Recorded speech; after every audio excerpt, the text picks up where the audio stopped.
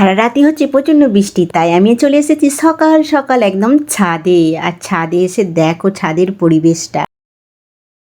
ছাদ ঘিরে ওরা করেছে জল করবে, ছাদে জল জমাবে, তাই ওইখানটা ঘিরে রেখেছে বৃষ্টির জল জমাবে বলে। আর দেখো আজকের আকাশটা দেখো, কাল থেকে প্রচুর হচ্ছে বৃষ্টি, ঝমঝমিয়ে বৃষ্টি। আজকে পুরো এবারে মেঘলা মেঘলা আবহাওয়া, দেখো বৃষ্টি হচ্ছে ঝমঝমিয়ে বাইরে। এই রকম একটা ছোট গাছে এত সুন্দর লেবু হলে দেখতে কেমন ভালো লাগে বলো তো। সকালবেলা ঘুম থেকে উঠে যখন দেখলাম যে না, এই গাছে প্রচণ্ড লেবু হয়েছে আর ছোট্ট ছোট লেবুগুলো হয়েছে, আশা করি বড় লেবু হবে। আর এটা কি লেবু বলো তো? কাগজি লেবু, অর্থাৎ পাতি লেবু। আর এই লেবুগুলো যখন খেতে লাগবে না বর্ষাকালে, ঘিয়ের সঙ্গে দারুণ লাগবে।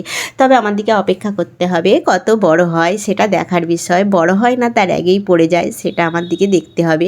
তবে এই গাছটা কিনে আনা হয়েছিল আগের বছরের, আর এখন এবছর দেখছি ছোট ছোট করে প্রচুর লেবু হয়েছে। আর দেখে না মনটা ভরে গেছে সকালবেলা উঠে। এই রকম সুন্দর মনোরম আকাশ, তার উপর এরকম ছোট্ট ছোট লেবু হয়েছে। আর তার মধ্যে বাড়ির ভেতরে হচ্ছে এখন রান্না বান্না। আজকে যেহেতু বর্ষা, ঝিমঝিমিয়ে বর্ষা বৃষ্টি পড়ছে, এই বর্ষার দিনে তোমাদের কার কার খিচুড়ি খেতে ভালো লাগে বলো তো? আমার তো দারুণ লাগে। তাই ফার্স্ট টাইম এবছর আমরা করছি এখন খিচুড়ি। আর খিচুড়ির জন্য আলুগুলো কেটেও নিয়েছি সুন্দরভাবে। আর সবজির মধ্যে তেমন কিছু ছিল না, ছিল শুধু গাজর। তাই গাজর আর সয়াবিনটা ভালো করে নেড়ে নিলাম, একদম ভেজে নিলাম ভালো করে। তারপরে খিচুড়ির মধ্যে এগুলো দেবো, আর তারপরে টেস্টি টেস্টি খিচুড়ি হয়ে যাবে। ফাইনালি আমার খিচুড়ি করা কমপ্লিট হয়ে গেছে। আর এই খিচুড়ি বর্ষার দিনে খেতে তো দারুণ লাগে। আর বাইরে যদি বৃষ্টি হয়, বৃষ্টি দেখতে দেখতে তো খিচুড়ি খেতে আমার তো দারুণ লাগে। আর দেখো খিচুড়ি খেতে আমি বসেও গেছি। তবে খিচুড়ির সাথে আমার বাদাম ভাজাটা প্রিয়, তার মধ্যে আলু ভাতেটাও প্রিয়, কিন্তু আলু ভাতেটা দেওয়া হয়নি। এদিকে মা রেডি হয়ে বেরিয়ে পড়েছে, যাবে মায়ের ভাইজির বাড়ি। ভাইজির শাশুড়ি মারা গেছে, সেই জন্য শ্রাদ্ধ শান্তি করতে সেখানে যাবে, সেই জন্য জামাগুলো কিনে আনা হয়েছিল, সেগুলো দেখে দিলাম। আর এখানে আমাদের সোনামণি এত বদমাইশি করছে কি আর বলবো। তবে বাকি টাইম ওর সঙ্গেই কেটে যায়।